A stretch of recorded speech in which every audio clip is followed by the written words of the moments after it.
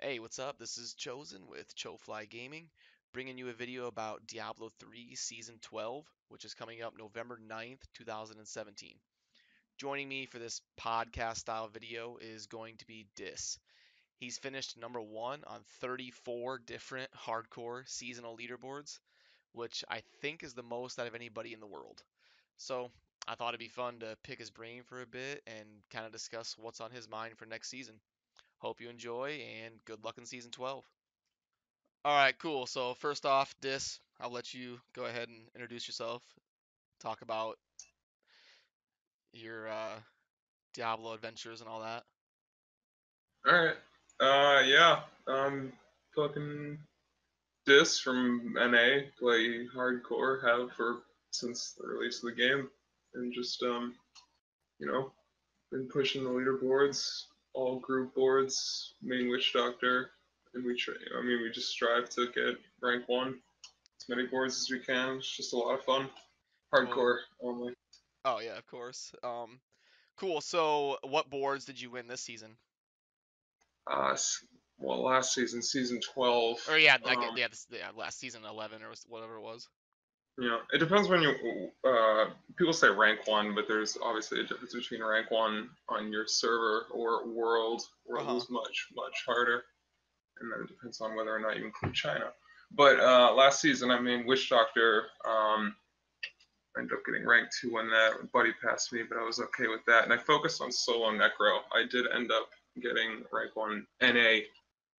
Um, Solo Necro, and you could say World if you exclude China, because they had a 114. I got a 113, but I ended up passing the two Korean guys, the 112. Oh, That okay. was after dying four fucking times. I died on four Trag Necros to DC. There was maintenance in my shit. I lost four fully calzone Trag Necros, and I still came out on top, Now, dude. when you say calzone, you mean doing the Oh, yeah. Caldeson Yeah. despair, where you Yeah. add gem levels to your gear. So Yeah. yeah, you lost four fully geared Yeah. necros. Yeah, and if you don't believe me, log into NA and look at the solo necro for season 12. Look at my gear, and I did a 113 with that. I was very, very happy with that. So you finished number one in North America for Necromancer and number two for Witch Doctor. Yep. And then we did, or I always do group boards after that. So we got, oh yeah, the group boards. So we had rank one NA in twos. Um, the group boards were kind of funny because twos and threes we were tied for world at the same GR level, but a couple seconds slower. So we were ranked two world, two man, three player. That was the same thing. 116 we were tied with a Korean, Oh, a couple okay. seconds slower, but we were ranked one NA. And fours, I was pretty satisfied with how fours went. Ended up ranked two world or rank three? No, rank two world with 124. I think there were three groups with 124, and ours was the second to fastest. I could be wrong. I'm sorry. No. Now, is there luck involved in that? Is it just whichever group got the best riff, or does it actually come down to like the gear of the characters or the skill? The Witch Doctor. It differs between the boards. For fours, yeah, it's absolutely down to luck. It's a. The forest starts with the Witch Doctor. It's just how much damage does the Witch Doctor output, and then you just plug keys until you get the most ridiculous RNG. So when Like you're fishing for that number one greater rift, like number one world clear, what are you looking for? Like when you plug in the key, what's the first thing you're looking for? the first level should be attemptable. Like end game, like in the last couple of weeks of season, what you're looking for, because that would change as well. Like you might play more stuff during the middle of the season because you're like, we might get lucky. Like we'll do this level and then see what's on level two. But as it gets closer and closer to end of season, it would speed up the process. You would save time just by playing the first level that's good. Like if it's a battlefields or festering woods, because you know that you're gonna get like 50, 60, 70% on the first level, and then the second level, whatever, you can try to do it. It's better than doing the first level that you only get like 20% on, and then going to the next level and then just leaving. You'll waste more time that way. Hmm. Okay, cool. Well, I just wanted to kind of get a little backstory of kind of how you pushed to number one and what you did last season. But looking forward to season 12, did you have any specific impressions of what they've changed as far as like the sets and the items that have been changed? Did anything jump out at you? I mean, I'm not a Barb player myself, but this should be a monumental season for Barbs. Barbs have not done any damage for a long time. I think the last time Barbs did damage was a season 4. So this is season 12, and they're doing damage. Like I could not believe my eyes. There are multiple Barb builds that actually do damage. It's really funny. So that's really good for Barbs. I don't plan on doing it myself. But other than that, everything else just got scaled up. So it's almost a little annoying in a way because it's like playing the previous season, but now you have to relearn what GR level is appropriate for all the builds. Because I mean, everything just got its like damage increased. So instead of speeding like 90s or speeding 100s, or if your builds did speed 70s, it does like speed 85s now. It's like everything just sort of got raised, you know. Hmm. Obviously, there's new builds that are possible, or builds that I mean, some builds that only did like T11 that are doing like fucking 90 and shit, like Wave of Light. Yeah, it's just damage increase as far as mechanics and stuff like that, and really unique builds. Nothing has changed besides Wizard. Wizard um, Yeah, so actually has. Wizard has a lot of builds that are performing well, like Yeah, the Arcane Orb, I think it was. yeah, absolutely. I wish I could actually mess around with that and play with that, but I gotta stay away from Wizard this season. Dude, I gotta play Necro for XP and Witch Doctor for group. I can't play Wizard as well. Although I do very much enjoy Wizard and Solo Wizard, but obviously Wizard builds of Archon has always dominated all Wizard builds forever and probably will for a while. But I mean, we're getting our hopes up for at least 2 builds that are not Archon related. One being Arcane Orb or Frozen Orb, received a lot of multipliers and the skill itself was increased. But even then, I think people had incorporated Archon with Frozen Orb. So I don't know if that's still going to be a non-Archon build.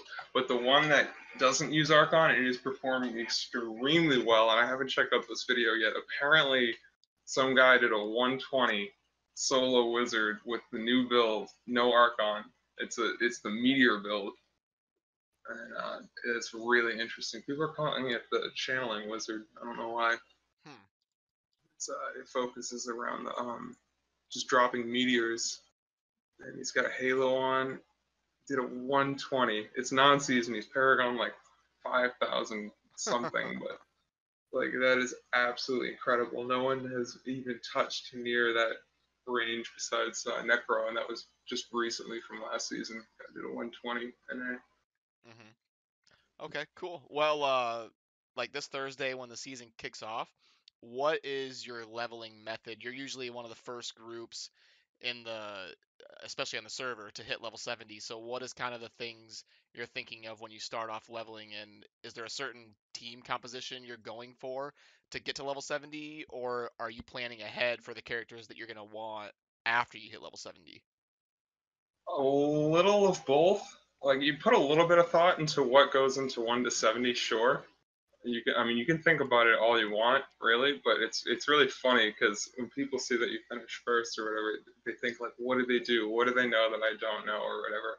But it's funny because the real answer is just so simple. You have to play from level 1 to level 70, and the group that has the lowest downtime is going to hit there first. So yes, we're always first because I literally do not take my hand off the mouse keyboard. Make sure that I play with people that will do the same thing all the way until 70. Yeah, and that's what's going to make the biggest difference. So if you um, uh, I mean, in order to do that too, is it's nice to practice. So yes, we do practice. But on the days prior, we practice leveling from 1 to 70, maybe with breaks, sure. But we know the route and what to do so well that we don't have to ask questions, or we don't have to do things that we know might waste time or whatever. Like, I mean, you can't be in town for anything. You can't be at the blacksmith. You can't be looking at items, like literally nothing at all except for just clicking monsters and killing all the way to 70. And that's what gets you to 70 the fastest. All these tips and tricks, they help with that route, but overall, it's just killing monsters all the way to 70. What Like, is not what's the general method? Like, do you do bounties anywhere in there? Do you gamble at a certain time? Do you do rifts at a certain time? Like, what's the method when you like starting from level 1? What do you do? there's two ways to do it. Actually, three. But so let's do the two ways. The most common for doing groups. The third way would be solo. So to do it groups, the one way is rifts. The second way is bounties, and they both have pros and cons. We'll talk about the rifts one first. Rifts is really simple. In softcore, what most people do is some of them actually just enter rifts at level 1 and then do rifts all the way to 70. But Hmm. then that's where you can start incorporating the tricks. There's a lot of tricks that you can do. In hardcore, the safer option and arguably faster is, instead of doing rifts at level 1, you do easier content first. So Halls of Agony 3. So instead of going to rifts at level 1, we do Halls of Agony 3 until we hit, say, like level 15, and then go into rifts. So by the time you get into rifts, you don't have like, you're not missing like 6 pieces of gear. Because if you're missing like 4 pieces of gear or something like that, just the armor by itself or whatever is a is a lot, and you can die. Well, you get So, better drops in rifts too, don't you? yeah, so there's a lot of pros and cons to it. There's obviously that RNG. If You should know your list of items that are like just game changing. Like, I always play Witch Doctor. Starting at level 31 is when you can get the game changing items, which is short man's finger or tall man's finger. Hmm. And obviously, if someone gets that item, that's all it really comes down to. Is as soon as that person gets that item, that person will hard carry the whole group until they get the next person with the most like overpowered item, basically, right? So like, if there was a wizard in the group, after you hit 70, wizard can't do anything. I know It, wizard. I've played wizard before, and when I hit level 70, I like couldn't even do the GR20. yeah, so it's definitely helpful to know who's going to be in your party and what your after 70 plan is going to be, because there are characters and builds that hit 70 and can still do stuff, and there are characters that hit 70 and cannot walk out of town without someone holding their hand, and Wizard's one of them. So if the Witch Doctor, say, gets a short man's finger, you can straight carry the Wizard until, say, the Wizard gets like, you know, a Manald ring and Swami and whatever, and then suddenly the wizard is now carrying the entire group until they get the next OP thing that carries the whole group. It's unfortunately not a team effort and, like, multiple people DPSing like Blizzard's dream is, but it's just getting, yeah, that one person, that thing they need to carry everybody. From 1 to 70, is there a certain tier of classes that are better than others as far as the leveling process is concerned? Yes, but it's minimal in the long run. Um, I unless I'm forgetting something, I'm pretty sure that Witch Doctor is hands down the fastest 1 to 70 um, class. Hmm. Um, it's mainly because of Haunt and Locust, their ability to do damage and move at the same time. So, like in rifts, like from 1 to, I don't know, I want to say 50, 1 to 50, you can just haunt everything and move at the same time. Like, no other class can do that. You can fight the whole rift, open maps or whatever, and just be running through it. You never have to stop to attack. So they have that advantage there. Hmm. And then afterwards, they get pets. You have your full army of pets with the fetishes and guards and zombie dogs, and you just do enough damage to get to 70, like, pretty good. Witch Doctor is just really well-rounded character. I love Witch Doctor. So 1 to 70, you think Witch Doctor is the best to have in your party? Oh, absolutely. I think that there's no question. Is that Witch Doctor is absolutely the best 170 And then is class. there like more tiers, or is it just kind of Witch Doctor and then everybody else is kind of interchangeable? Yeah, interchangeable. So I don't know anything about Necro. I was planning on doing that in the next couple of days, though I don't know anything about the 1 to 70 with You Necro. So I finished could you be completely. finished number 2 Necro in America and you don't know anything about Necro? No, I finished. I finished number one Necro America, but Oh, okay. or one world says China. But uh, as far as 1 to 70 goes, Oh, okay. I don't know anything. So like I mean, fuck. The mages might be really good 1 to 70. I don't know, and that does sound like something you can run and attack with, but I just don't know how feasible it is. Mhm. Witch Doctor is also really good because they get the proc at level 30, Mhm. so that's Yeah, nice. I think that sounds right. Yeah. So basically your point is don't really worry too much about 1 to 70. All the classes are kind of interchangeable, but it'd be nice if you had a Witch Doctor in your party. Yeah, Okay. it depends. It depends where you want to like.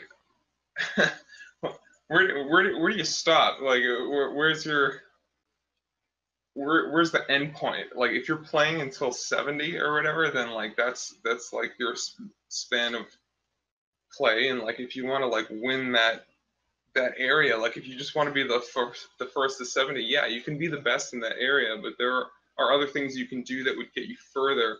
So like my end point is the end of season, right? So I'm more interested about like after 70 and Mhm. like how to quickly get the group organized, start getting into GRs as fast as possible to get gems up and get experience and stuff like that. And that method is not necessarily going to be the same method that gets to 70 the fastest, you know? Mhm. You can't be Yeah. the fastest at everything. So as we were talking about the two different methods of getting to 70, Mhm. the slower one is doing bounties, but people prefer that because that has the advantages of having bounty mats after 70. Mhm. So when you hit 70, you don't have to, do bounties, Mhm. which the people who didn't do bounties have to. But that might change actually with the challenge list. That gives you um, mats after 70. So that's something I need to think about too and work on later. Yeah, I was I think actually gonna ask you which method you were choosing, like you specifically from 1 to 70. What was like you said to set you up for best after level 70? What was the actual method you were gonna employ? so. I was going to play Witch Doctor. I mean Witch Doctor. I'm going to be doing Halls of Agony until level 12. Mhm. Halls of Agony, all melee mobs, very easy. It takes 2 or 3 runs So clearing Halls of Halls of Agony Agony. level 2 only. You don't do level 1 or level 3 or anything? Level 3 only. Oh, sorry, I misheard you. Level Yeah, 3. So you yeah. do only level 3, then go to town, new game? Yep. Okay. See, I've seen a lot of people that instead of taking that 30 seconds of downtime to make a new game, they do levels like 2 and 3 or 1, 2 and 3 and then new game. It's weird. I don't know where people started getting the idea of doing 2 and 3, but they're completely different. Just because it's called Halls of Agony doesn't mean it's good. Like 3 is specifically good because of the mobs that spawn in it. Like it Okay. spawns the Transformers, the Thralls. They're a lot of experience and they're melee and they're slow. And it's beyond that, they're all just melee slow mobs that can't hit you. And that's the point. And that's the best stuff for 1 to 70 is so that you can just go all damage, all glass. You don't worry about any toughness. You just put on the highest damage weapon you can that you see, and you just run through like just hitting stuff. If you have to worry about your own toughness, you're spending too much time, and that's why Halls of Agony 3 is good to start off on because nothing's going to hit you at all. Halls of Agony 2 has mobs that hit you. I Hmm. can't think of them off the top of my head, but I think that it has like hulks in it or whatever. Yep, I'm it buried too. does. It does. I They're think. They have a lot of So health and they're brutal. so Halls 3. So at level 1, now you go and get the weapon off your follower, correct? Yep. And then just go straight to Halls of Agony 3? There is one thing that became very popular that most people are doing. It's the boss kill Hmm. at Which is level 1. to get that chest with the rares in it. Yeah. It's, I don't even, me personally, I don't even think it's worth it. But like, if someone in the party wants to do it, I say okay. But it basically how it goes is the season starts. You make the character. You click start game. You start the game in what is it? Normal, expert.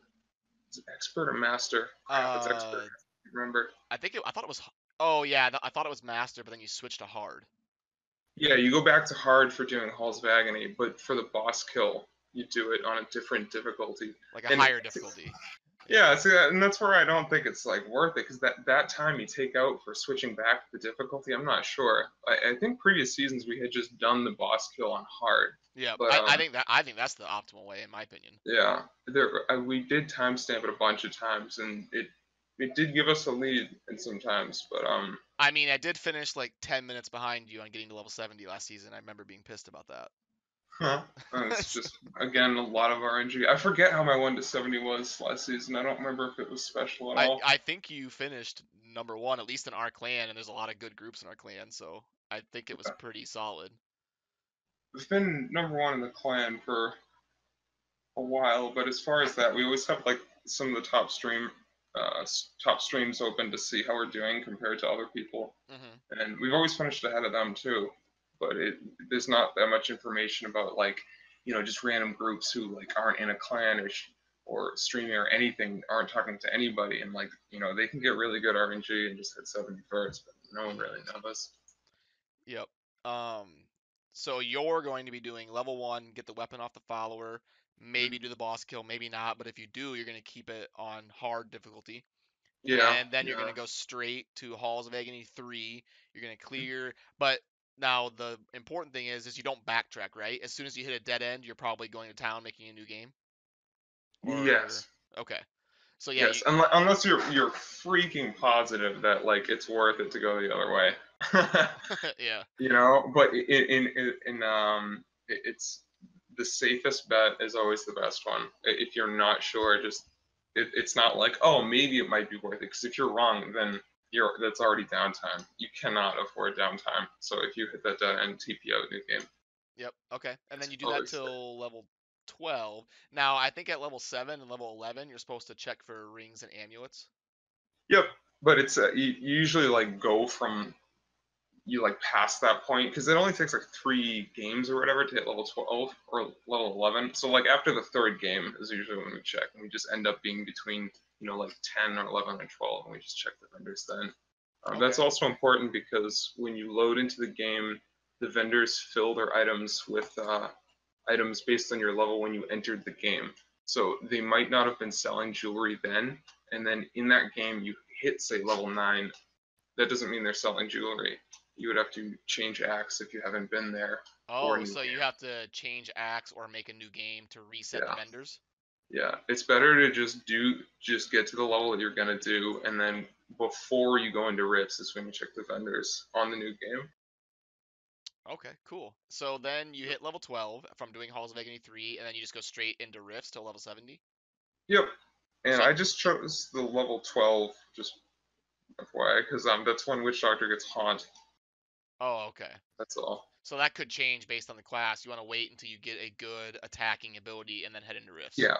Yeah. Basically, yeah. Wait until the at least one player gets one ability that's going to really just crush the riffs as you get in. Because I mean, don't be surprised if you're in a 4-person party and you go into rifts and everyone's looking at each other like you're gonna do damage, right? Because I'm not gonna do damage. If you have 4 people that aren't gonna do damage, it's gonna be a disaster. Someone has to carry it. And would be nice to have a Witch Doctor, right? Yeah, Because they get yeah. Haunt, and Haunt is just awesome for 1 to 70. Yeah, as soon as you hit 12, you have haunt. It's no worries. It will straight carry all 4 people, full party, no problem, all the way to just whatever. Like it goes up to like 50, right? But by that point, someone's gonna find like some item, like a barb's gonna get a bracer, or the monk's gonna get a bracer, or whatever other shit they get. People have these items that are like really large multipliers at low levels, and it carries the rest of the group.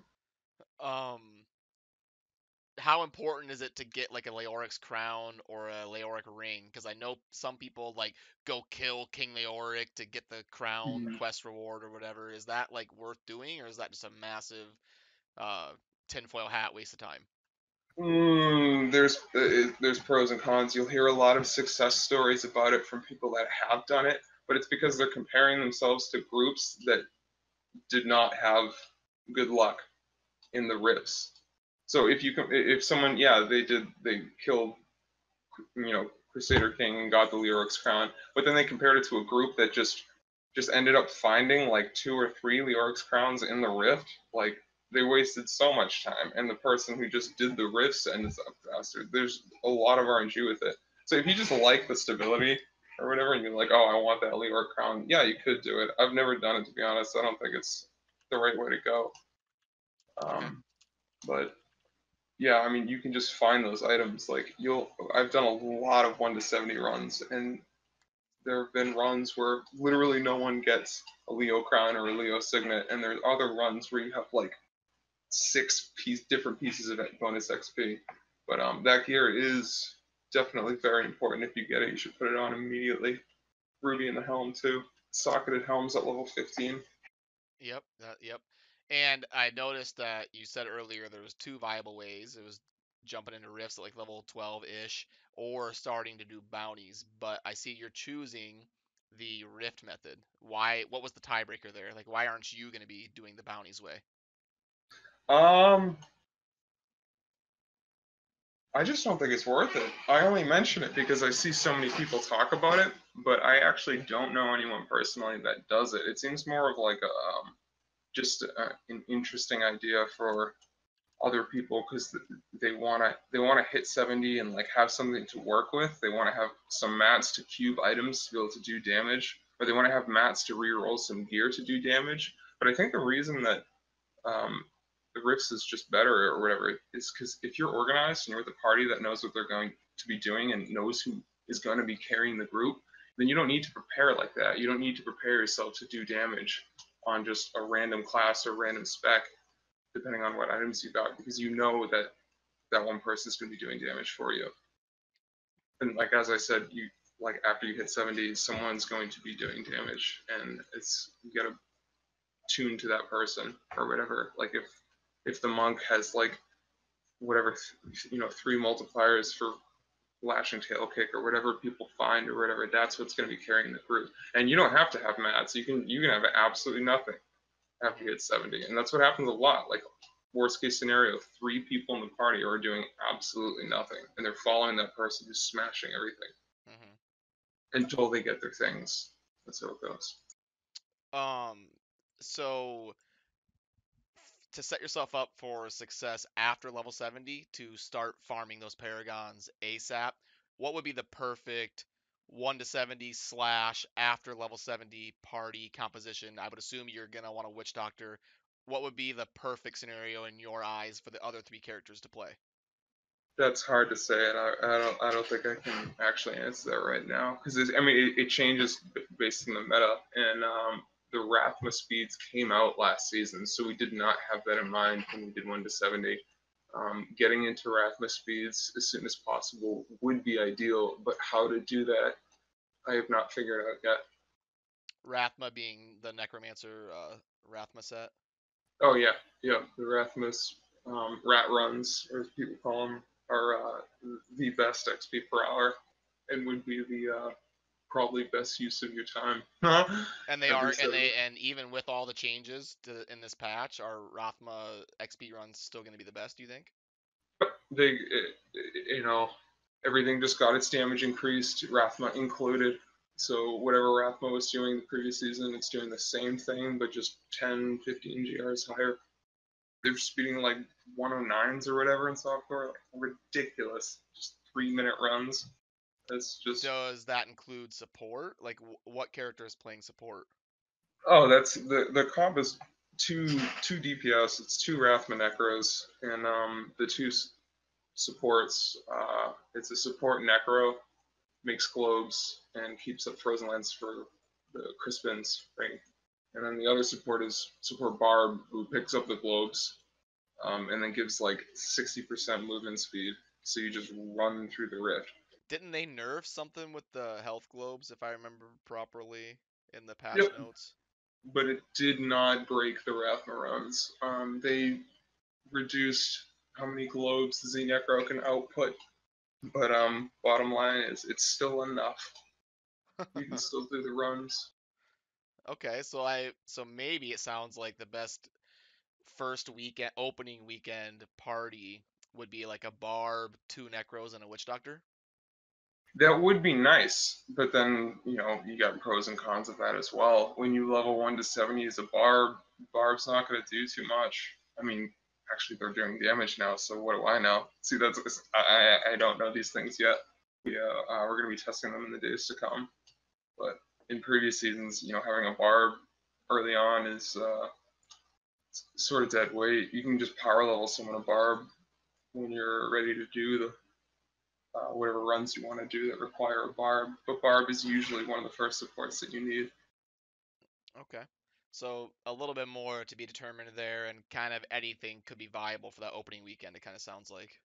Yeah, I mean, you can just power level people what they need, and the first two supports they're going to be coming out and people are going to be making are going to be the supports for rat runs, which are Z Barb and Z Necro, and they're both really easy to make. In previous seasons, it's the two supports who are Z Barb and Z Monk. Z Monk was a little bit more difficult to get started on a budget. Like you gotta be thinking you have no mats. Like you Hmm. just hit 7, you have nothing at all, and you have to make a support. It's kind of difficult. Hmm. But Barb is pretty easy. You know you literally just dead weight following around until you get those two belts. It's the Yeah, Chilanx the belt, I think it's the Immortals Call and the Chelonics. Is that right? Chilanx and Oh yeah, Cratacassius. yeah, yeah. Pride of Cassius. That's right. Yeah. And beyond that, they can wear yellows. Doesn't matter. Just that movement speed is so OP, and horse march and all that. And then yeah, the Z Necro same deal now. Is it's there's no super gear intensive requirement. Like you can just put it's the skills that make the support. So you just have to have a Necro with a lot of cooldown, and then like pretty sure you can just craft the stuff with a blacksmith. It shouldn't be too difficult. Rolling the cooldown is going to be the hardest thing, but after that, all you need is like an obsidian and like you're good to go on the necro. But this season, the drop off isn't going to be very dramatic, is it? Like, um, from the perfectly optimized Rothma rat runs where you have the three necros and the barb, is that going to be worlds ahead of a different party composition? Yes. It is. It still is. Yeah. Not even close. Nothing Really? touches that. Yeah. Okay, cool. Now, so that's kind of the farming meta. What about like the pushing meta? Like for going for number one, four man, farming the highest GRs possible. Um, Mm-hmm. what's going to be the party comp in your opinion? That doesn't change too much, and I think it's pretty cut and dry. Same thing as the season before. You get the Z Barb, Z Monk. That's not going to change as long as you need the damage reduction, and as long as Barb can pull the whole map together. But and then you got the guy who clears the rift, which has been Witch Doctor for many seasons now. It's still the same thing. It's switched back from lawn to fire bats, so he clears the rift, and then you have the RGK or the RG killer who just does what they can in the rift as far as like abilities. It's a necro this season, so they just curse in the rift. They can help pull if they want. They don't do any damage, Hmm. and then they kill the RG at the end. Oh, as far as the specific builds, the Witch Doctor's Fire Bats, Eric here's the Necro RGK. There are a number of options, but the pushing end game pushing spec right now is looking to be still Bone Ringer, the item Bone Ringer. It was with Command Skeletons. It was used on Inarius last season, but there were changes to it that Hmm. I don't know everything about yet. But it looks like uh, not going to be using Inarius this season, but instead Rathma. But Rathma with Bone Ringer. So you think, as far as the meta is concerned, Blizzard has made more things viable for like speed farming, but as far as the end game meta compositions, they should stay pretty much the same. Yeah, yeah. I mean, there's a like a big change. So, like, I don't play Monk and Barb. I play them as supports, sure, but like, geez, they haven't done any damage for a long time. Like, I know so many people who just play this game because they love like Monk or they love Barb. Like, people have their mains at heart, but they cannot play their classes. Like, people that main Barbs or Monks, and you see them the entire season playing like a wizard. Why? Because you can put like fucking six non-ancient pieces together on a wizard and just clear like some reasonable content. Like you can actually participate in the season. You can't do that stuff on Monk and Bar. If you even tried, people would just say, "Well, you should stop wasting your time. Just switch your skills to support and support me. I'll do the damage." Like they've never been able to do damage, and now this season's really interesting because Monk is actually doing damage. Wave of Light is doing a lot of fucking damage. Barb is doing damage with multiple builds, so that's pretty good for them for sure. It's different though when you talk about what's actually the best, because that's when it just you eliminate like 90% of the builds or whatever. Like it's going to be Rathma, it's Yeah, going to be there's a difference Never. between viable and best. Yeah. For sure. So it sounds like there's gonna be more stuff viable, but we're still gonna kind of be locked into that best. But like you said earlier, it could change with further testing, and once the season goes live and people figure stuff out. This is kind of a prediction, but things could change. Oh yeah, and as history has shown, or whatever, things always do change every season. The predictions from PTR to live, and from live to say mid-season or end season, there have been changes in the meta. So I would not expect it to stay the same. We're playing fire bats right now, but I mean, come mid-season, you never know what Asia's gonna put up. Like they come up with some crazy shit. We've taken all our shit from fucking Asia. Rat runs weren't a thing at the beginning of last season. Like things show up in the middle of the season, so expect things to change and hold on to set pieces that aren't in the meta right now. Keep them Hmm. in your stash. Yeah, especially if they're ancient or perfectly rolled, you might as well hold on to them. Yep, is there Cool. meta Well, one of the change? last things I want to talk about was kind of your opinion on botting, and because you've been kind of active since day one and finished high ranked in all the seasons. Do you think botting is in a better spot now than it used to be, or is it like getting worse? Like, what's your thought on that?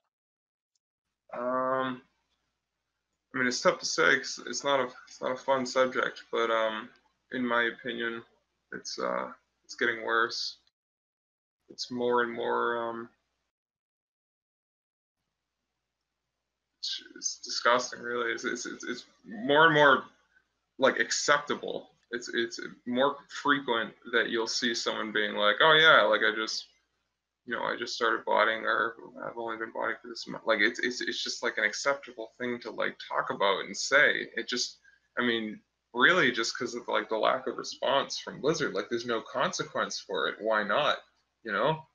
And the bounty bots, they're bots that run bounties for you and give you caches like whenever you want, running all day, all season, like never stopping, just multiple bots. Just people are re-rolling gear to get primals. Like characters, if you look at some of the leaderboards in softcore, the characters have been more perfect than they've ever been, just because of these bounty bots. And it's frustrating because the like there are, you can fix that. Like, geez, like don't give caches to people who weren't in the game and you completed the bounties. That's the easiest answer. I don't know why that isn't implemented. That would stop bounty bots, and that would really hinder botting. Although botting would still be rampant, that would hinder it a lot, and I don't see why that hasn't been considered. Um, but yeah, it just seems like every season that goes by, every season with no response from Blizzard again, and no ban wave. If they can't keep up with these ban waves or whatever, then people aren't going to um, think that there is a consequence for botting. And as far as people are concerned, right now there is no consequence for botting. So it's Do you think botting is a little bit less rampant on hardcore? Would that kind of be an incentive to maybe try out hardcore instead of softcore? yeah, yeah, that's always been a thing. Botting is much less prevalent on hardcore. I have zero experience with botting myself, but I've heard from people who have botted and whatnot. And I mean, I guess just you know, the bot can mess up. The bot can die. You can't do um, near nearly as high as content or as efficient content as you can on softcore. So you can have like a poorly set up bot or a poorly set up farmer and just do T13 or whatever. You can't do that in hardcore. The bot can just die. Yeah, and you don't want to be replacing a new bot every 2 hours because you're gonna run out of gear eventually. Yeah, I don't know how frequently they maybe mess up or like have problems or whatever, but it's enough so that people choose much lower content. If people are botting in hardcore, they do way lower content, so it doesn't have as big of an impact on hardcore, although it still exists. Um, Absolutely. you know, you've kind of been up there towards the top five of all the seasons, at least from what I can remember. Have you ever noticed, like firsthand, like this person is botting and they're screwing me over from a spot that I deserve? Have you ever like firsthand noticed it? Yes, but it's not early season. It's usually mid to end season when it becomes when everyone's plugging keys and everyone's pushing. So when you log in, you're basically farming keys and then you're plugging them, farming keys and plugging them. And at any point when you're not plugging keys, it's people are usually logging into the other servers and checking out the other groups for to keep an eye on your competition or whatever. You should have a pretty good idea of who's plugging what. So like if you're pushing forest or whatever, you should have a good idea on the different servers what groups could possibly get or beat your rank and foreman, and you can keep an eye on them and see what they're doing or whatever, see if they're making any changes and whatnot. And at that point is when you can see if they're botting. Yeah. I mean, if you're logging in and you just frequently see them on these just obvious botting characters, it's a And pretty good and sign. they gain 80 paragons overnight or something, or I guess when they'd already been playing for 12 hours. Yes, it's also hard to say. It's sort of a touchy subject because you could just be like, oh yeah, this guy's botting, but he's not. But you know, it's I guess no one knows for sure. But yeah. Gotcha. Cool. Well, to end on a lighter note, what's your goal for time frame to hit level 70 this season? Like, what's the aim? Like, is it 2.5 hours, 2 hours and 40 minutes? What is it?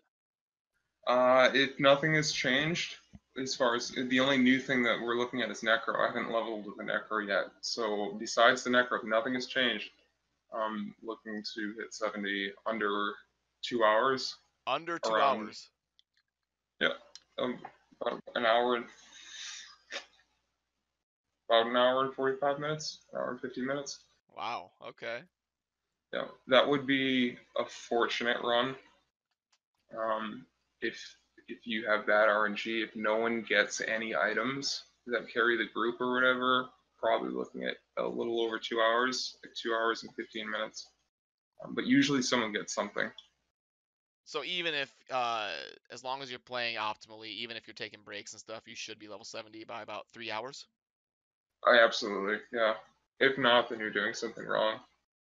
The easiest mistake is just messing with gear, playing with gear, being at the blacksmith, spending mats. You don't do any of that stuff at all. I thought you're supposed to go to the blacksmith to craft like two-handed weapons at a certain level and stuff. Mm, You don't you don't double do it. it you don't do any of that?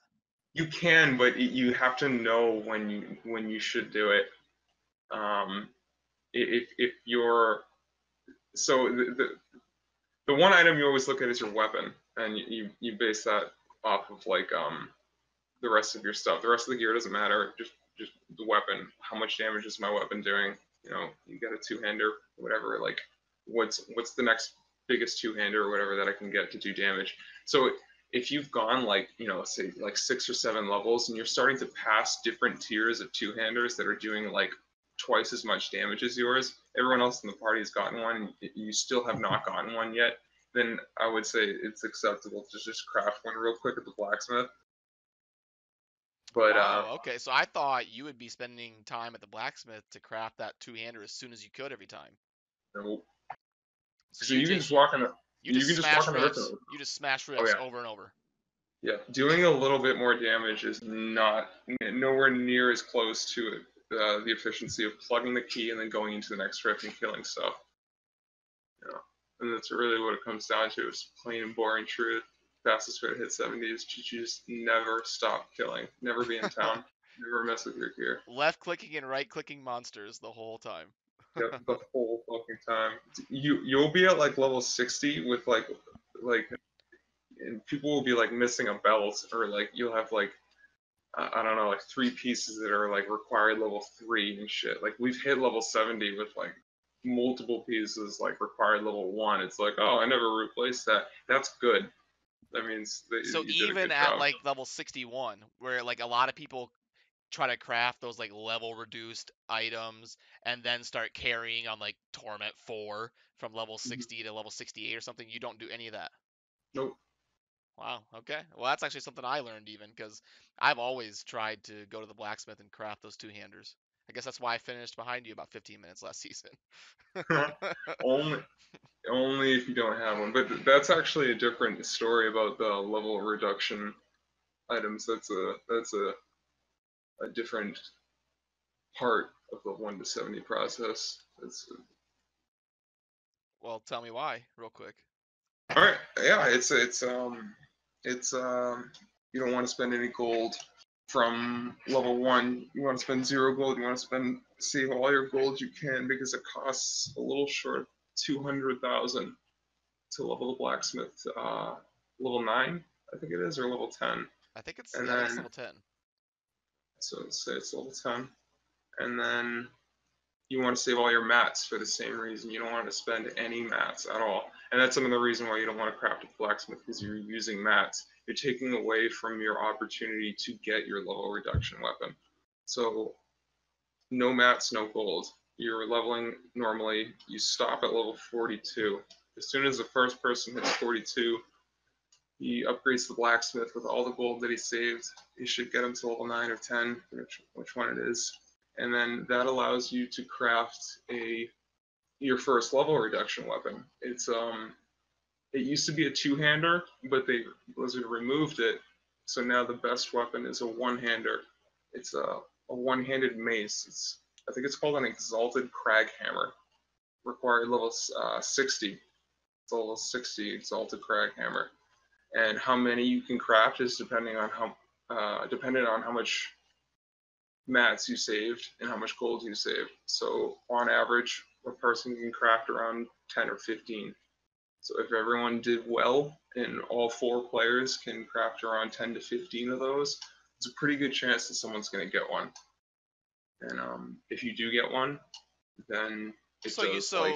so you do craft a little bit at level 42. Oh yeah, I didn't know you were talking about that though. The level reduction Oh, okay. weapon. Yeah, that's a whole different like game sort of.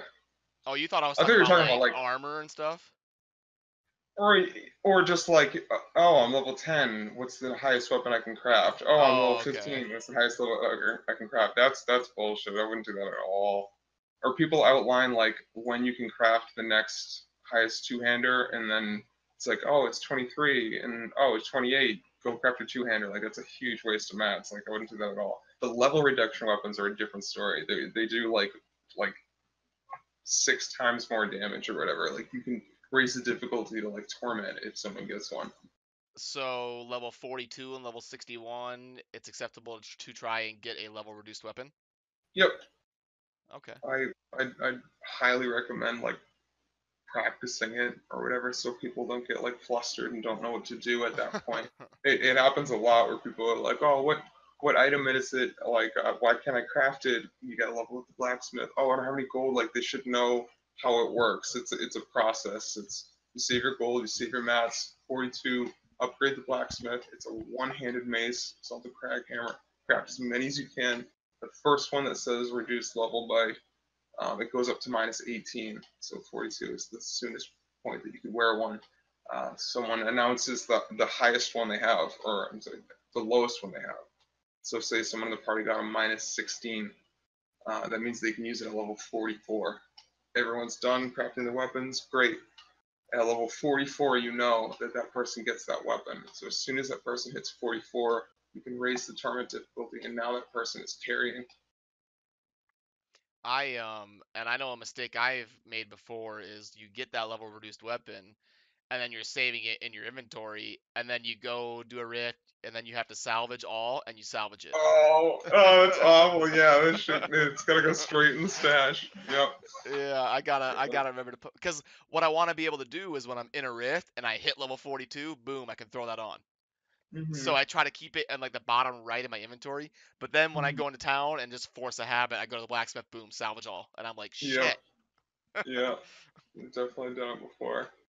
It's funny. Cool. Well, this went a little bit longer than I thought, but I was having a fun conversation, so I just kind of let it ride. But thanks for helping out, Dis. Is there anything you want to say at the end? I mean, no, not really. I'm not a person of many words, but ask me some questions, I'll answer them. Yeah, for sure, man. Thanks for having a convo with me. Take it easy, man. Word. See ya. Yep. See ya.